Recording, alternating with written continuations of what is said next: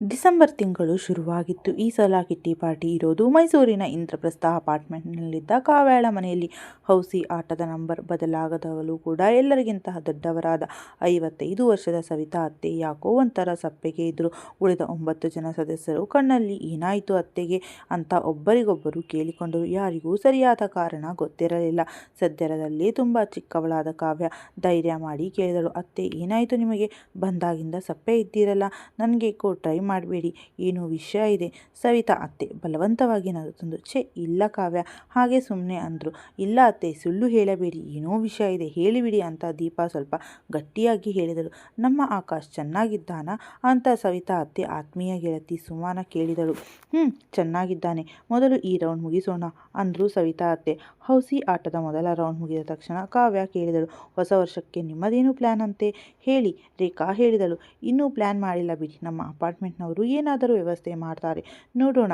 ಶಾಲಿನಿಯ ಗಂಡ Praveen society ಕಮಿಟಿಯ member ಆಗಿದ್ರು. ಶಾಲಿನಿ ಹೇಳಿದಳು, ಈ ಸಲ ಯಾವ ಪ್ರೋಗ್ರಾಮ್ ಇಲ್ಲ ಅಂತ ನಮ್ಮ ಯಜಮಾನರು ಹೇಳಿದ್ರು. ಛೇ ನಿಜವಾಗ್ಲೂನಾ ಅಂತ ಪ್ರಿಯಾ ಕೆರಳಿ ಬಿಟ್ಟಳು. ಸೊಸೈಟಿಯಲ್ಲಿ ಎಷ್ಟು ಚೆನ್ನಾಗಿ ಪ್ರೋಗ್ರಾಮ್ ಮಾಡ್ತಿದ್ರು. ಹೊಸ ವರ್ಷಕ್ಕೆ ಆಚೆ ಎಲ್ಲಾದರೂ ಹೋದರೆ ಬಹಳ ರಶ್ ಇರುತ್ತೆ. ಕಾದು ಕಾದು ಊಟ ಮಾಡಿ ವಾಪಸ್ ಬರುವಷ್ಟರಲ್ಲಿ ಸೆಲೆಬ್ರೇಷನ್ ಮುಗಿದೇ ಹೋಗಿರುತ್ತೆ, ಮಜಾನೇ ಇರಲ್ಲ. ಸೊಸೈಟಿಯಲ್ಲಿ ಏನಾದರೂ ಕಾರ್ಯಕ್ರಮ ಇದ್ದರೆ ಚೆನ್ನಾಗಿರ್ತಿತ್ತು. ಕಾವ್ಯ ಮತ್ತು ಸವಿತಾ ಅತ್ತೆಯವರ ಕಡೆ ತಿರುಗಿ ಕೇಳಿದಳು, ಅತ್ತೆ ನಿಮ್ಮ ಪ್ಲಾನ್ ಏನು? ಆಕಾಶ್ ಮನೆಗೆ ಹೋಗ್ತೀರಾ? ಇನ್ನೂ ಯೋಚನೆ ಮಾಡಿಲ್ಲ ಕಾವ್ಯ ಅಂದರು. ಸವಿತಾ ಅತ್ತೆ ಹೌಸಿ ಮತ್ತು ಇನ್ನು 2 ಆಟಗಳು ಮುಗಿದ ಮೇಲೆ ಎಲ್ಲರೂ ತಿಂಡಿ ತಿಂದು ಅವರವರ ಮನೆಗೆ ಹೊರಟರು. ಸವಿತಾ ಅತ್ತೆ ಕೂಡ ಮನೆಗೆ ಬಂದರು. ಬಟ್ಟೆ ಬದಲಾಯಿಸಿ ಮಲಗಿದಾಗ ಎದುರುಗಡೆ ಗೋಡೆಯ ಮೇಲೆ ತೂಗು ಹಾಕಿದ್ದ ಗಂಡ ರಮೇಶ್ ಅವರ ಫೋಟೋ ಮೇಲೆ ಕಣ್ಣು ಬಿತ್ತು. ಕಣ್ಣೀರಿನಿಂದ ದೃಷ್ಟಿ ಮುಂಜಾಯಿತು. ರಮೇಶ್ ತೀರಿಕೊಂಡು 7 ವರ್ಷಗಳಾಗಿತ್ತು. ಹಾರ್ಟ್ ಅಟ್ಯಾಕ್ ಆಗಿ ಹೋಗಿದ್ದರು. ಒಬ್ಬನೇ ಮಗ ಆಕಾಶ್ ಮೈಸೂರಿನಲ್ಲೇ 2 ಬೆಡ್ರೂಮ್ ಫ್ಲ್ಯಾಟ್ನಲ್ಲಿ ಅವರ ಜೊತೆ ಇದ್ದ. ಅಪ್ಪ ಸಾಯೋ 2 ತಿಂಗಳ ಹಿಂದೆ ಅವನ ಮದುವೆ ಆಗಿತ್ತು. ಸೊಸೆ ನೀತಾ ಬಂದ ಮೇಲೆ ಕೆಲವೇ ತಿಂಗಳಲ್ಲಿ ಬೇರೆ ಮನೆ ಮಾಡಬೇಕು ಅಂತ ಬಯಸಿದ್ದಳು. ನೀತಾ ಎಂದಿಗೂ ಅತ್ತೆ ಹತ್ರ ಇದರ ಬಗ್ಗೆ ನೇರವಾಗಿ ಮಾತನಾಡಲಿಲ್ಲ. ಆದರೆ ಆಕಾಶ್ ಮಾತುಗಳಿಂದ ಅವರಿಗೆ ವಿಷಯ ಗೊತ್ತಾಯಿತು. ಅವರಿಬ್ಬರು ಬೇರೆ ಇರಲು ಇಷ್ಟಪಡುತ್ತಿದ್ದಾರೆ ಅಂತ. ಸವಿತಾ ಅತ್ತೆ ನೀತಾಳನ್ನು ತಮ್ಮ ಮಗಳ ತರಾನೇ ನೋಡ್ತಿದ್ರು. ಅವಳು ಏನೇ ತಪ್ಪು ಮಾಡಿದರೂ ತಲೆ ಕೆಡಿಸಿಕೊಳ್ಳುತ್ತಿರಲಿಲ್ಲ. ಅವರಿಗೆ ಮಗಳಿಲ್ಲದ ಕೊರತೆಯನ್ನು ನೀತಾಳನ್ನು ನೋಡಿ ತುಂಬಿಕೊಳ್ಳುತ್ತಿದ್ದರು. ಆಕಾಶ್ ಆಫೀಸ್ ಮಂಡ್ಯದ ಕಡೆ ಹೋಗೋ ರಸ್ತೆಯಲ್ಲಿ ಇತ್ತು. ಅವನು ಒಂದು ದಿನ ಅಮ್ಮನಿಗೆ ಹೇಳಿದ, ಅಮ್ಮ, ಅಷ್ಟು ದೂರ ಪ್ರತಿದಿನ ಹೋಗಿ ಬರೋಕ್ಕೆ ಬಹಳ ಆಯಾಸ ಆಗುತ್ತೆ, ಅದಕ್ಕೆ ಅಲ್ಲೇ ಒಂದು ಫ್ಲ್ಯಾಟ್ ತಗೊಂಡು ಹೋಗೋಣ ಅಂದುಕೊಂಡಿದ್ದೇನೆ. ಸವಿತಾ ಅತ್ತೆ ಶಾಂತವಾಗಿ, ಸರಿ ಅನಿಸಿದಾಗ ಹಾಗೆ ಮಾಡಪ್ಪ, ಆದರೆ ಈ ಮನೇನ ಬಾಡಿಗೆ ಕೊಡುವ ಹಾಗಿದ್ರೆ ಎಲ್ಲ ಸಾಮಾನುಗಳನ್ನು ತೆಗೆದುಕೊಂಡು ಹೋಗಬೇಕಾಗುತ್ತದೆ ಅಂದರು. ಯಾಕಮ್ಮ ಬಾಡಿಗೆಗೆ ಯಾಕೆ ಕೊಡಬೇಕು? ನೀವಿಲ್ಲೇ ಇರ್ತೀರಲ್ಲ ಅಂದ. ಅದನ್ನು ಕೇಳಿದ ಸವಿತಾ ಅತ್ತೆಗೆ ಆಘಾತವಾಯಿತು. ನಾನಿಲ್ಲಿ ಒಬ್ಬಳೇ ಇರಬೇಕಾ ಅಂದಾಗ ಮಗ ಹೇಳಿದ, ಹೌದಮ್ಮ, ನಾ ಅಲ್ಲಿ ತಗೊಂತಿರೋದು ಸಿಂಗಲ್ ಬೆಡ್ರೂಮ್ ಮನೆ, ಅಲ್ಲಿ ಮನೆಗಳು ಬಹಳ ದುಬಾರಿವೆ, ನೀವಿಲ್ಲಿ ಆರಾಮಾಗಿರಿ, ಇಲ್ಲಿ ನಿಮಗೆ ಗೊತ್ತಿರೋರು ಬಹಳ ಜನ ಇದ್ದಾರೆ, ಅಲ್ಲಿ ಹೊಸ ಪರಿಸರದಲ್ಲಿ ನಿಮಗೆ ಬಹಳ ಬೋರ್ ಆಗುತ್ತದೆ, ನಾವಂತೂ ಪ್ರತಿ ವಾರ ಬರ್ತಾ ಇರ್ತೀವಿ, ನೀವು ಆಗಾಗ ಬರ್ತಾ ಇರಿ. ಸವಿತಾ ಅತ್ತೆ ಆಮೇಲೆ ಏನೂ ಮಾತನಾಡಲಿಲ್ಲ. ಕಣ್ಣೀರೆಲ್ಲ ಮನಸ್ಸಿನೊಳಗೆ ಹೆಪ್ಪುಗಟ್ಟಿತ್ತು. ಹೊರಗೆ ದುಃಖ ತೋರಿಸಿಕೊಳ್ಳಲಿಲ್ಲ. 2 ತಿಂಗಳೊಳಗೆ ಆಕಾಶ್ ಮತ್ತು ನೀತಾ ಬೇರೆ ಮನೆಗೆ ಹೊರಟು ಹೋದರು. ನೀತಾಳ ಉತ್ಸಾಹ ನೋಡಬೇಕಾಗಿತ್ತು. ಸವಿತಾ ಅತ್ತೆಗೆ ಹಣದ ಕೊರತೆ ಇರಲಿಲ್ಲ. ಗಂಡ ಉನ್ನತ ಹುದ್ದೆಯಲ್ಲಿದ್ದರು. ಅವರ ಒಂದು ಅಂಗಡಿ ಕೊಟ್ಟಿದ್ದು ಬಾಡಿಗೆಗೆ ಬರ್ತಾ ಇತ್ತು. ಆ ಹಣದಿಂದ ಅವರ ಜೀವನ ಸುಖವಾಗಿ ಸಾಗುತ್ತಿತ್ತು. ತಾಯಿಯನ್ನು ಬಿಟ್ಟ ಮಗ ಸೊಸೆ ಮಂಡ್ಯ ರಸ್ತೆ ಕಡೆ ಶಿಫ್ಟ್ ಆಗಿದ್ದರು. ಏನೇ ಆದರೂ ಸವಿತಾ ಅತ್ತೆ ಧೈರ್ಯವಂತೆ ಮತ್ತು ಶಾಂತ ಸ್ವಭಾವದವರಾಗಿದ್ದರು. ಅವರು ಈ ಸೊಸೈಟಿಯಲ್ಲಿ 20 ವರ್ಷದಿಂದ ಇದ್ದರು. ಬಹಳಷ್ಟು ಜನ ಪರಿಚಯರಾಗಿದ್ದರು. ಎಲ್ಲ ವಯಸ್ಸಿನವರು ಅವರನ್ನು ಇಷ್ಟಪಡ್ತಾ ಇದ್ದರು. ಬಿಡುವಿದ್ದಾಗ ಮಕ್ಕಳಿಗೆ ಟ್ಯೂಷನ್ ಹೇಳ್ತಾ ಇದ್ದರು. ಹೀಗೆ ಟೈಮ್ ಪಾಸ್ ಚೆನ್ನಾಗಿ ಆಗುತ್ತಿತ್ತು. ಕೆಲವು ವರ್ಷಗಳ ನಂತರ ನೀತಾ ಗಂಡು ಮಗುವಿಗೆ ಜನ್ಮ ಕೊಟ್ಟಳು. ಮಗು ಹುಟ್ಟೋಕೆ ಕೆಲವು ದಿನಗಳ ಮುಂಚೆ ಆಕಾಶ್ ಸವಿತಾ ಅತ್ತೆಯವರನ್ನು ಕರೆದುಕೊಂಡು ಹೋಗಿದ್ದರು. ನೀತಾಳ ತಂದೆ ತಾಯಿ ವಿದೇಶದಲ್ಲಿರೋರು. ತಮ್ಮ ಮಗನ ಜೊತೆ ಹೆಚ್ಚಾಗಿ ಇರ್ತಾ ಇದ್ರು. ಸವಿತಾ ಅತ್ತೆ ಮಗ ಮಯೂರನನ್ನ ಚೆನ್ನಾಗಿ ನೋಡಿಕೊಂಡ್ರು. ಅವನಿಗೆ 1 ತಿಂಗಳು ತುಂಬಿದಾಗ ಆಕಾಶ್ ಮತ್ತೆ ಅಮ್ಮನನ್ನು ಅವರ ಮನೆಗೆ ಬಿಟ್ಟು ಬಂದ. ಮಗುವನ್ನು ಬಿಟ್ಟು ಬರುವಾಗ ಸವಿತಾ ಅತ್ತೆ ಹೃದಯ ಭಾರವಾಗಿತ್ತು. ಆದರೆ ಈ ಕೆಲಸವು ಕೆಲವು ವರ್ಷಗಳಿಂದ ನಡೆಯುತ್ತಿರೋ ಘಟನೆಗಳಿಂದ ಅವರಿಗೆ ಒಂಥರ ಬೇಸರ ಕಾಡುತ್ತಿತ್ತು. ಹಬ್ಬಗಳು ಮತ್ತು ಕೆಲವು ಸಂದರ್ಭಗಳಲ್ಲಿ ಆಕಾಶ್ ಬಂದು ಅವರನ್ನು ಕರೆದುಕೊಂಡು ಹೋಗುತ್ತಿದ್ದ. ಅವರು ಖುಷಿಯಿಂದ ಹೋಗ್ತಿದ್ರು. ಆದರೆ ಮಗನ ಮನೆಯಿಂದ ಹೋದ ಕೂಡಲೇ ಅಡುಗೆ ಮನೆ ಕೆಲಸಗಳೆಲ್ಲ ಇವರಿಗೆ ಒಪ್ಪಿಸಿ ಆಕಾಶ್ ಮತ್ತು ನೀತಾ ಶಾಪಿಂಗ್ ಮಾಡಲು, ಫ್ರೆಂಡ್ಸ್ ಮೀಟ್ ಆಗಲು ಹೊರಟು ಹೋಗುತ್ತಿದ್ದರು. ಹೋಗುವಾಗ ಇವರಿಗೆ ಇಷ್ಟವಾದ ಇಷ್ಟವಾದ ತಿಂಡಿಗಳನ್ನು ಮಾಡಲು ಹೇಳ್ತಿದ್ರು. ಎಲ್ಲ ಸಾಮಾನುಗಳನ್ನು ತೋರಿಸಿ ಮಯೂರನನ್ನು ಇವರ ಜೊತೆ ಬಿಟ್ಟು ಹೋಗ್ತಿದ್ರು. ಮಗುವಿನ ಜವಾಬ್ದಾರಿ ಅಡುಗೆ ಕೆಲಸದಿಂದ ಅವರು ತುಂಬಾನೇ ಸುಸ್ತಾಗ್ತಿದ್ರು. ಕೆಲಸ ಮುಗಿದ ಕೂಡಲೇ ಅವರನ್ನು ವಾಪಸ್ ಮನೆಗೆ ಬಿಡ್ತಿದ್ರು. ತಮ್ಮ ಮನೆಯಲ್ಲಿ ಅವರು ಎಲ್ಲ ಕೆಲಸಗಳನ್ನು ಒಬ್ಬರೇ ಮಾಡಿ ಮುಗಿಸ್ತಾ ಇದ್ರು. ಮೊನ್ನೆ ದೀಪಾವಳಿಯಲ್ಲೂ ಇದೇ ಆಯಿತು. ಮಗನ ಮನೆಯಲ್ಲಿ ಬೆಳಗ್ಗೆಯಿಂದ ರಾತ್ರಿಯ ತನಕ ಅಡುಗೆ ಮನೆಯಲ್ಲಿ ನಿಂತುಕೊಂಡೇ ಅಡುಗೆ ತಿಂಡಿ ಸ್ವೀಟ್ಸ್ ಎಲ್ಲ ಮಾಡಿ ಸವಿತಾ ಅತ್ತೆ ದಣಿದು ಹೋಗಿದ್ದರು. ಹಾಲ್ಗೆ ಬಂದು ಕೂತಾಗ ಒಳಗಿನ ರೂಮ್ನಲ್ಲಿ ಸೊಸೆ ನೀತಾ ಹೇಳುತ್ತಿದ್ದ ಮಾತು ಕಿವಿಗೆ ಬಿತ್ತು. ಆಕಾಶ್, ಅಮ್ಮನನ್ನು ಇವತ್ತೇ ಮನೆಗೆ ಬಿಟ್ಟು ಬಿಡಿ, ಎಲ್ಲ ಕೆಲಸ ಮುಗಿಯಿತು. ಅವರ ಮನೆಯಲ್ಲಿ ಆರಾಮಾಗಿ ರೆಸ್ಟ್ ತಗೋಬಹುದು. ತಮ್ಮ ಗರ್ಭದಲ್ಲಿ ಜನಿಸಿದ ಏಕೈಕ ಪುತ್ರ ದೀಪಾವಳಿಯ ದಿನ ಸಂಜೆ ಅವರನ್ನ ಮನೆಯಲ್ಲಿ ಒಬ್ಬಂಟಿಯಾಗಿ ಬಿಟ್ಟು ಹೋದ. ಸವಿತಾ ಅತ್ತೆ ಮನಸ್ಸು ಕಲ್ಲಾಯಿತು. ಎಲ್ಲ ಸಂಬಂಧಗಳು ಸುಳ್ಳು ಅನಿಸಿಬಿಟ್ಟಿತು. ಇನ್ನು ಎಷ್ಟು ದಿನ ಮಗ ಸೊಸೆಯಿಂದ ಹೀಗೆ ಮೂರ್ಖರಾಗೋದು? ಒಂದು ವೇಳೆ ಅವರಿಗೆ ತಾಯಿಯ ಅಗತ್ಯ ಇಲ್ಲ ಅಂದರೆ ಈಗ ತನಗೆ ಯಾರೂ ಇಲ್ಲ ಅಂತ ಒಪ್ಪಿಕೊಳ್ಳಲಿ ಎಂದು ತಮ್ಮ ಮನಸ್ಸಿನಲ್ಲಿಯೇ ಅಂದುಕೊಂಡರು. ಎದುರಿನ ಫ್ಲಾಟ್ ಪ್ರಿಯಾ ಅವರು ದೀಪಾವಳಿ ಹಬ್ಬಕ್ಕೆ ಬೀಗ ತಿರುಗಿಸುವುದನ್ನು ನೋಡಿ ಅತ್ತೆ ಆಶ್ಚರ್ಯಪಟ್ಟರು. ಅತ್ತೆ, ನೀವೇನಿಲ್ಲಿ, ಆಕಾಶ್ ಎಲ್ಲಿ ಅಂತ ಕೇಳಿದಾಗ ಅವನು ಮನೆಯಲ್ಲಿದ್ದಾನೆ ಅಂತ ಹೇಳಲು ಮಾತ್ರ ಸವಿತಾ ಅತ್ತೆಗೆ ಸಾಧ್ಯವಾಯಿತು. ಅವರು ಪ್ರಿಯಾಳನ್ನು ನೋಡಿದ ರೀತಿ ನೋಡಿ ಪ್ರಿಯಾ ಮತ್ತೆ ಪ್ರಶ್ನೆ ಕೇಳಲಿಲ್ಲ. ಅವಳು ಬಂದು ಹಬ್ಬದ ತಯಾರಿಗೆ ಸ್ವಲ್ಪ ಸಹಾಯ ಮಾಡಿದಳು. ನಂತರ ಮನೆಯಿಂದ ಬಿಸಿ ಬಿಸಿ ಅಡುಗೆ ತಂದು ಬಲವಂತ ಮಾಡಿ ತಿನ್ನಿಸಿದಳು. ಅಂದಿನ ನೋವು ನೆನೆದು ಸವಿತಾ ಅತ್ತೆ ಕಣ್ಣು ಮತ್ತೆ ತುಂಬಿ ಬಂದವು. ಇಂದು ಕಿಟ್ಟಿ ಪಾರ್ಟಿಗೆ ಸೀದಾ ಆಗ್ತಿದ್ದಾಗ ಆಕಾಶ್ ಫೋನ್ ಮಾಡಿದ. ಅಮ್ಮ, ನ್ಯೂ ಇಯರ್ಗೆ ನಮ್ಮ ಬಾಸ್ ಮತ್ತು ಕೆಲವು ಆಫೀಸ್ ಕೊಲೀಗ್ಸ್ ಊಟಕ್ಕೆ ಮನೆಗೆ ಬರ್ತಿದ್ದಾರೆ. ನಾಳೆ ನಿಮ್ಮನ್ನು ಕರೆದುಕೊಂಡು ಹೋಗೋಕೆ ಬರ್ತೀನಿ ಅಂದ. ದೀಪಾವಳಿ ಆದಮೇಲೆ ಆಕಾಶ್ ಇವತ್ತೇ ಫೋನ್ ಮಾಡಿರೋದು. ಇದರ ಮಧ್ಯೆ ಸವಿತಾ ಅತ್ತೆ ಏನಾದರೂ ಫೋನ್ ಮಾಡಿದರೆ ಅಮ್ಮ ಬಹಳ ಬ್ಯುಸಿ ಇದ್ದೀನಿ, ಆಮೇಲೆ ಮಾಡ್ತೀನಿ ಅಂತ ಫೋನ್ ಕಟ್ಟು ಮಾಡುತ್ತಿದ್ದ. ನೀತಾ ಕೆಲಸಕ್ಕೆ ಇನ್ನೂ ಹೋಗ್ತಾ ಇರಲಿಲ್ಲ. ಆದರೂ 1 ತಿಂಗಳು 2 ತಿಂಗಳಿಗೆ ಒಂದು ಸಾರಿ ಬಹಳ ಫಾರ್ಮ್ಯಾಲಿಟೀಸ್ಗೆ ಫೋನ್ ಮಾಡ್ತಿದ್ದಳು. ಇದಕ್ಕಿಂತ ಫೋನ್ ರಿಂಗ್ ಆಗಿ ಸವಿತಾ ಅತ್ತೆ ಫೋನ್ ಎತ್ತಿಕೊಂಡರು. ಫೋನ್ ಮಾಡಿದ್ದು ನೀತಾ. ಅವರಿಗೆ ಆಶ್ಚರ್ಯವಾಯಿತು. ಅಮ್ಮ ನಮಸ್ತೆ ಅಂದಳು.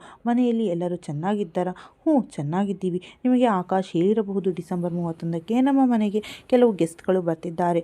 ಒಂದು 15ರಿಂದ 20 ಜನ ಪಾರ್ಟಿ ಇಟ್ಕೊಂಡಿದ್ದೀವಿ. ಅಮ್ಮ, ನೀವು ಒಂದು ದಿನದ ಮೊದಲೇ ಬಂದು ಬಿಡಿ. ಬಹಳಷ್ಟು ಐಟಮ್ಗಳು ಮಾಡಬೇಕು. ನನಗೆ ಅಡುಗೆ ಮಾಡೋದಕ್ಕೆ ಅಷ್ಟೊಂದು ಬರಲ್ಲ. ನೀವು ಮಾಡೋ ಅಡುಗೆ ಎಲ್ಲರಿಗೂ ಬಹಳ ಇಷ್ಟ ಆಗುತ್ತೆ. ನೀವು ರೆಡಿಯಾಗಿರಿ, ಆಮೇಲೆ ಫೋನ್ ಮಾಡ್ತೀನಿ ಅಂತ ನೀತಾ ಫೋನ್ ಕಟ್ಟು ಮಾಡಿದಳು. ಸವಿತಾ ಅತ್ತೆ ಯೋಚಿಸಿದರು. ಮಕ್ಕಳು ಯಾಕೆ ಇಷ್ಟು ಚಾಲಾಕಿಗಳು, ನಿರ್ಮೋಹಿಗಳು ಆಗ್ತಾರೆ? ಅದು ತಮ್ಮ ಸ್ವಂತ ತಾಯಿಯ ಮೇಲೆ. ನೀವು ಹೇಗಿದ್ದೀರಾ, ಒಬ್ಬರೇ ಹೇಗಿದ್ದೀರಾ ಅಂತ ಯಾರೂ ಕೇಳಲ್ಲ. ಬರೀ ತಮ್ಮದೇ ಪ್ರೋಗ್ರಾಮ್, ತಮ್ಮದೇ ಮಾತು. ಮಗನೇ ಇಷ್ಟು ಸೆಲ್ಫಿಶ್ ಆಗಿರುವಾಗ ಸೊಸೆ ಬೇರೆ ಮನೆಯಿಂದ ಬಂದವಳು, ಅವಳನ್ನು ಅಂದೇನು ಪ್ರಯೋಜನ? ಸವಿತಾ ಅತ್ತೆ ದೀರ್ಘವಾಗಿ ಉಸಿರೆಳೆದುಕೊಂಡರು. ಇನ್ಮೇಲೆ ಈ ಸ್ವಾರ್ಥಿ ಮಗನ ಕೈಗೊಂಬೆಯಾಗಿ ಇರೋದಿಲ್ಲ. ಕಳೆದ ಬಾರಿ ಮಗನ ಮನೆಯ ಕೆಲಸ ಮುಗಿಸೋ ಅಷ್ಟರಲ್ಲಿ ಸೊಂಟ ಹಿಡಿದು ಬಿಟ್ಟಿತ್ತು. ನೋವು ಕಮ್ಮಿ ಆಗೋಕೆ 10 ದಿನಗಳು ಬೇಕಾಯಿತು. ಈಗ ಅವರಿಂದ ಅಷ್ಟು ಕೆಲಸ ಮಾಡೋಕೆ ಆಗಲ್ಲ. ಮುಂದಿನ ಕಿಟ್ಟಿ ಪಾರ್ಟಿ ರೇಖಾಳ ಮನೆಯಲ್ಲಿತ್ತು. ನ್ಯೂ ಇಯರ್ ಸೆಲೆಬ್ರೇಷನ್ ವಿಷಯ ಬಂದಾಗ ದೀಪಾ ಹೇಳಿದಳು, ಏನಾದರೂ ಪ್ರೋಗ್ರಾಮ್ ಇಟ್ಕೊಳ್ಳೋಣ ಅಂದರೆ ಮನೆಯಲ್ಲಿ ಮಕ್ಕಳಿಂದ ತುಂಬಿ ಹೋಗಿರುತ್ತೆ. ನಮ್ಮ ಮನೆಯಲ್ಲಿ ಪಾರ್ಟಿ ಮಾಡೋಕೆ ಜಾಗವೇ ಇಲ್ಲ, ಏನು ಮಾಡೋದು? ರೇಖಾ ಕೇಳಿದಳು. ಅತ್ತೆ, ನಿಮ್ಮ ಪ್ರೋಗ್ರಾಮ್ ಇನ್ನು ಆಕಾಶ್ ಮನೆಗೆ ಹೋಗ್ತೀರಾ? ಅವತ್ತು ಇನ್ನೂ ಯೋಚನೆ ಮಾಡಿಲ್ಲ ಅಂತ ಸವಿತಾ ಅತ್ತೆ ಯೋಚನಾಮಗ್ನರಾದರು. ಅತ್ತೆ, ಏನು ಯೋಚಿಸುತ್ತಿದ್ದೀರಾ ಅಂತ ರೇಖಾ ಕೇಳಿದಾಗ, ಅದೇ ನೀವೆಲ್ಲ ಇಷ್ಟಪಟ್ಟರೆ ನ್ಯೂ ಇಯರ್ ಪಾರ್ಟಿನ ನಮ್ಮ ಮನೆಯಲ್ಲಿ ಇಡಬಹುದು ಅಂದರು ಸವಿತಾ ಅತ್ತೆ. ಮನೆಯಲ್ಲಿ ನಾನೊಬ್ಬಳೇ ಇರೋದು, ನೀವೆಲ್ಲ ಬಂದರೆ ನಮ್ಮ ಮನೆಗೂ ಕಳೆ ಬರುತ್ತೆ. ಏನು ನಿಮ್ಮನ್ನೆಲ್ಲ ಎಲ್ಲರೂ ಆಶ್ಚರ್ಯದಿಂದ ಕೇಳಿದರು. ಹೌದು, ಅದರಲ್ಲಿ ಆಶ್ಚರ್ಯ ಏನಿದೆ? ಸವಿತಾ ಅತ್ತೆ ನಗುತ್ತಾ ಹೇಳಿದರು. ಆಗ ಕಾವ್ಯ ವಾವ್ ಅಂದಳು. ಅತ್ತೆ, ಒಳ್ಳೆಯ ಐಡಿಯಾ ಕೊಟ್ಟಿದ್ದೀರಾ, ಆದರೆ ನೀವು ಮಗನ ಮನೆಗೆ. ಸವಿತಾ ಅತ್ತೆ ಮಧ್ಯದಲ್ಲಿಯೇ ಮಾತು ನಿಲ್ಲಿಸಿ ಹೇಳಿದರು. ಈ ಸಲ ಕೊಂಚ ಭಿನ್ನವಾಗಿ ಯೋಚಿಸಿದ್ದೀನಿ. ಹೊಸ ವರ್ಷದ ಆರಂಭವನ್ನು ನಮ್ಮ ಮನೆಯಲ್ಲೇ ವಿಜೃಂಭಣೆಯಿಂದ ಆಚರಿಸೋಣ ಅಂತ. ಊಟ ಹೋಟೆಲ್ನಿಂದ ಆರ್ಡರ್ ಮಾಡೋಣ. ನಿಮ್ಮಲ್ಲಿ ಊರಿಗೆ ಹೋಗದೇ ಇರುವವರು ನಿಮ್ಮ ಮನೆಯವರೆಲ್ಲ ಜೊತೆ ನಮ್ಮ ಮನೆಗೆ ಬಂದು ಬಿಡಿ. ಕೆಲವು ಆಟಗಳನ್ನು ಆಡೋಣ, ನಂತರ ಊಟ ಮಾಡೋಣ. ಬಹಳ ಮಜವಾಗಿರುತ್ತೆ. ನಮ್ಮ ಗ್ರೂಪ್ ಎಲ್ಲಿದ್ದರೂ ಬಹಳ ಜೋರಾಗಿರುತ್ತೆ. ಕಾವ್ಯ ಅತ್ತೆನ ತಪ್ಪಿಕೊಂಡು, ವಾವ್ ಅತ್ತೆ, ನಿಮ್ಮ ಮನೆಯಲ್ಲಿ ಕಿಟ್ಟಿ ಪಾರ್ಟಿ ಮಾಡೋಣ. ಅಂತೂ ಜಾಗ ಪ್ರಾಬ್ಲಮ್ ಸಾಲ್ವ್ ಆಯಿತು ಅಂದಳು. ಪ್ರಿಯಾ ಹೇಳಿದಳು. ಅತ್ತೆ, ನೀವು ಏನೂ ತೊಂದರೆ ತಗೋಬೇಡಿ, ನಾವೆಲ್ಲ ಸೇರಿ ನಿಭಾಯಿಸೋಣ. ಖರ್ಚು ಎಲ್ಲವನ್ನೂ ಶೇರ್ ಮಾಡಿಕೊಳ್ಳೋಣ. ನ್ಯೂ ಇಯರ್ ಮಾತ್ರ ಯಾಕೆ, ನೀವು ಯಾವಾಗ ಕಿಟ್ಟಿ ಪಾರ್ಟಿ ಮಾಡಬೇಕಾದರೂ ನಮ್ಮ ಮನೆಯಲ್ಲೇ ಮಾಡಿ. ನನಗೂ ನಿಮ್ಮ ಕಂಪನಿ ತುಂಬ ಇಷ್ಟ. ಸವಿತಾ ಅತ್ತೆ ನಕ್ಕರು. ಆದರೆ ಅತ್ತೆ, ಆಕಾಶ್ ನಿಮ್ಮನ್ನು ಕರೆದುಕೊಂಡು ಹೋಗೋಕೆ ಬಂದರೆ? ಇಲ್ಲ, ಈ ಸಾರಿ ನಾನು ಖಂಡಿತ ಇಲ್ಲೇ ಇರ್ತೀನಿ. ಎಲ್ಲರಿಗೂ ಬಹಳ ಖುಷಿಯಾಯಿತು. ಎಲ್ಲರೂ ಉತ್ಸಾಹದಿಂದ ಪ್ಲಾನ್ ಮಾಡಿಕೊಳ್ಳತೊಡಗಿದರು. ಪಾರ್ಟಿ ಸಿದ್ಧತೆಗಳು ಜೋರಾಗಿ ನಡೀತಾ ಇತ್ತು. ಕಾವ್ಯ, ರೇಖಾ, ದೀಪಾ, ಪ್ರಿಯಾ, ಸುಮಾ ಮತ್ತು ಶಾಲಿನಿ ಕುಟುಂಬ ಸಮೇತ ಪಾರ್ಟಿಗೆ ಬರುತ್ತಿದ್ದರು. ಎಲ್ಲ ಗಂಡಂದಿರು ಪರಸ್ಪರ ಒಳ್ಳೆ ಸ್ನೇಹಿತರು. ಸವಿತಾ ಅತ್ತೆ ಎಲ್ಲರಿಗೂ ಪರಿಚಯಿತರು. ಡಿಸೆಂಬರ್ 30ರ ಬೆಳಗ್ಗೆ ಆಕಾಶ್ ಫೋನ್ ಬಂತು. ಅಮ್ಮ ಇವತ್ತು ನಿಮ್ಮನ್ನು ಕರೆದುಕೊಂಡು ಹೋಗೋಕ್ಕೆ ಬರ್ತಾ ಇದ್ದೀನಿ, ರೆಡಿಯಾಗಿರಿ ಅಂದ. ಇಲ್ಲ ಆಕಾಶ್, ನಾನು ಈ ಸಾರಿ ಬರೋಕ್ಕಾಗಲ್ಲ. ಯಾಕೆ? ಅಲ್ಲಿ ಏನಾದರೂ ಪ್ರೋಗ್ರಾಮ್ ಇದೆಯಾ? ಆಕಾಶ್ ರೇಗಿದ. ನಿಮ್ಮದೇನು ಪ್ರೋಗ್ರಾಮ್ ಇರುತ್ತೆ? ಒಬ್ಬರೇ ಇದ್ದೀರಾ? ಒಬ್ಬಳೇ ಎಲ್ಲಿದ್ದೀನಿ? ನಮ್ಮ ಮನೆಯಲ್ಲಿ ನಮ್ಮ ಫ್ರೆಂಡ್ಸ್ ಜೊತೆ ನ್ಯೂ ಇಯರ್ ಪಾರ್ಟಿ ಇಟ್ಕೊಂಡಿದ್ದೀನಿ. ಅಮ್ಮ, ನಿಮ್ಮ ತಲೆ ಸರಿಯಾಗಿದೆಯಾ ತಾನೇ? ಈ ವಯಸ್ಸಿನಲ್ಲಿ ಪಾರ್ಟಿ ಯಾಕೆ ಇಟ್ಕೊಂಡ್ರಿ? ಇಲ್ಲಿ ಎಲ್ಲವನ್ನೂ ಮಾಡೋದು ಯಾರು? ವಯಸ್ಸಿನ ಬಗ್ಗೆ ನಾನು ಯೋಚನೆ ಮಾಡಿಲ್ಲ. ಈ ಸಾರಿ ನಿಮ್ಮ ಮನೆಗೆ ಬರೋಕ್ಕಾಗ್ತಿಲ್ಲ. ಆಕಾಶ್ ಸ್ವಲ್ಪ ಮೆತ್ತಗಾದ. ಅಮ್ಮ, ಹಬ್ಬದ ದಿನ ಒಬ್ಬರೇ ಯಾಕೆ ಇರ್ತೀರಾ? ನಿಮ್ಮ ಮಗನ ಮನೆಯಲ್ಲಿ ಇರೋದು ಚೆನ್ನಾಗಿರುತ್ತೆ ಅಲ್ವಾ?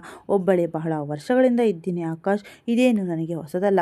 ಒಬ್ಬಳೇ ಇರೋದು ಅಭ್ಯಾಸವಾಗಿ ಹೋಗಿದೆ. ಆಕಾಶ್ ಸಿಡುಕುತ್ತಾ. ನಾನು ಹೇಳೋದು ಹೇಳ್ತಿದ್ದೀನಿ, ನಿಮ್ಮಿಷ್ಟ ಅಂತ ಫೋನ್ ಇಟ್ಟ. ಕೋಪಗೊಂಡ ಆಕಾಶ್ಗೆ ನೀತಾ ಕೇಳಿದಳು, ಏನಾಯಿತು ಅಮ್ಮ, ಬರಲ್ವಂತ? ಯಾಕೋ ಮನೆಯಲ್ಲಿ ಪಾರ್ಟಿ ಇಟ್ಕೊಂಡಿದ್ದಾರಂತೆ. ಹೌದಾ, ಯಾಕಂತೆ? ಹೀಗೇನು ಮಾಡೋದು? ನಾನು ನಿಮ್ಮ ಆಫೀಸ್ ಅವರಿಗೆ ಅಡುಗೆ ಮಾಡೋಕ್ಕೆ ಆಗಲ್ಲ, ಈಗ ನೀನೇ ಮಾಡಬೇಕು. ಇಲ್ಲ ನೀತಾ, ನನ್ನಿಂದಾಗಲ್ಲ. ನಾನು ಎಲ್ಲರನ್ನೂ ಕರೆದು ಬಿಟ್ಟಿದ್ದೀನಿ, ಹೊರಗಡೆಯಿಂದ ತರಿಸಿ. ಇಲ್ಲ, ಬಹಳ ದುಬಾರಿಯಾಗುತ್ತೆ, ನನಗೆ ಖಂಡಿತ ಸಾಧ್ಯವಿಲ್ಲ. ಅದೇ ವಿಷಯವಾಗಿ ಇಬ್ಬರಲ್ಲೂ ದೊಡ್ಡ ಜಗಳ ನಡೆಯಿತು. ಕೊನೆಗೆ ಆಕಾಶ್ ತನ್ನ ತಾಯಿಗೆ ಲೈಟ್ ಹಾರ್ಟ್ ಅಟ್ಯಾಕ್ ಆಗಿದ್ದರಿಂದ ಪಾರ್ಟಿ ಕ್ಯಾನ್ಸಲ್ ಮಾಡಿ ಅವರ ಯೋಗಕ್ಷೇಮಕ್ಕಾಗಿ ಆಸ್ಪತ್ರೆ ಅಲೆದಾಡುತ್ತಿದ್ದೇನೆ ಅಂತ ನೆಪ ಹೇಳಿದ. ಇಬ್ಬರಿಗೂ ಈ ವಿಷಯ ರೋಸಿ ಹೋಗಿತ್ತು. ಆಕಾಶ್ ಮತ್ತೆ ರೇಗಿದ. ನೀನು ಅಮ್ಮನ ಜೊತೆ ಸ್ನೇಹ ಸಂಬಂಧ ಇರಿಸಿಕೊಂಡಿದ್ದರೆ ಇಂದು ನನಗೆ ಹೀಗೆ ಎಲ್ಲರಿಗೂ ಸುಳ್ಳು ಹೇಳುವ ಅಗತ್ಯ ಬರುತ್ತಿರಲಿಲ್ಲ. ಅಮ್ಮನಿಗೆ ನಮ್ಮೊಂದಿಗೆ ಇಲ್ಲಿ ಇರುವುದೇ ಇಷ್ಟವಿಲ್ಲ. ಇಲ್ಲದಿದ್ದರೆ ಅಲ್ಲೆಲ್ಲೋ ಒಂಟಿಯಾಗಿ ತಮ್ಮ ಪಾಡಿಗೆ ತಾವು ಹೇಗಿರುತ್ತಿದ್ದರು? ನೀತಾ ತಟ್ಟನೆ ಉತ್ತರಿಸಲು. ನೀವೆಂತ ಮಗ? ಸ್ವಂತ ಕೆಲಸ ಆಗಬೇಕು ಅಂದಾಗ ಮಾತ್ರ ನಿಮ್ಮ ಸ್ವಾರ್ಥಕ್ಕಾಗಿ ಅವರಿಗೆ ಫೋನ್ ಮಾಡ್ತೀರಾ? ನಿಮಗಿಲ್ಲದ ಅಕ್ಕರೆ ನನಗೆ ಎಲ್ಲಿಂದ ಬರಬೇಕು? ಹೀಗೆ ಇಬ್ಬರ ಕಿತ್ತಾಟ ಕೊನೆಯಿಲ್ಲದೆ ಸಾಗಿತು. ಅತ್ತ ಸವಿತಾ ಅತ್ತೆ ತಮ್ಮ ಪಕ್ಕದವರು ಹಿತೈಷಿಗಳನ್ನು ಕೂಡಿ ತಮ್ಮದೇ ಆದ ರೀತಿಯಲ್ಲಿ ಹೊಸ ವರ್ಷ ಆಚರಿಸುತ್ತಿದ್ದರು. ಆ ರಾತ್ರಿ ಆಕೆ ಸಂಪೂರ್ಣವಾಗಿ ನೆಮ್ಮದಿಯಿಂದ ಮತ್ತು ಖುಷಿಯಿಂದ ನಕ್ಕಿದ್ದರು. ಯಾರ ದಾಸ್ಯವೂ ಇಲ್ಲದ ನಿರ್ಧಾರ ತೆಗೆದುಕೊಂಡು ಖುಷಿ, ಅದು ಆಕೆಯ ಮನಸ್ಸಿನಲ್ಲಿ ನಿರಾಳವಾಗಿತ್ತು. ಧನ್ಯವಾದಗಳು ವೀಕ್ಷಕರೇ. ಕಥೆಯ ಬಗ್ಗೆ ನಿಮ್ಮ ಅನಿಸಿಕೆಯನ್ನು ದಯವಿಟ್ಟು ಕಮೆಂಟ್ ಬಾಕ್ಸ್ನಲ್ಲಿ ತಿಳಿಸಿ. ನಿಮ್ಮ ಕಮೆಂಟ್ಗಳಿಗಾಗಿ ನಾನು ಸದಾ ಕಾಯ್ತಿರ್ತೀನಿ. ಜೊತೆಗೆ ಮರೆಯದೆ ಚಾನಲನ್ನು ಪ್ಲೀಸ್ ಸಬ್ಸ್ಕ್ರೈಬ್ ಮಾಡ್ಕೊಳ್ಳಿ.